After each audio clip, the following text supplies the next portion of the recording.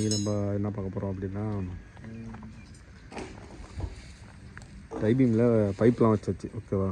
இப்போ என்ன பண்ணுறோம், ஃபுல்லாக க்ளீன் பண்ணுறோம். ஏற்கனவே நீங்கள் டைபீம் வீடியோ பார்த்துருக்கீங்க காங்கிரீட் போடும் போது. இப்போ என்னென்னா ஃபுல்லாக ஏரியா ஃபுல்லாக க்ளீன் பண்ணிவிட்டு, இதெல்லாம் க்ளீன் பண்ணி இதை எல்லாத்தையும் எடுத்து அந்த பக்கம் ஃபுல்லாக க்ளீன் பண்ணி வெளில தூக்கி போட்டு இதில் வந்து பிட்டமின் அடிக்கிறோம்.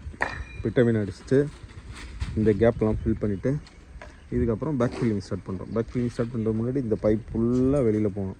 அதே மாதிரி இங்கே இருக்கிற பைப்பும் ஃபுல்லாக வெளியில் போட்டு போகணும்.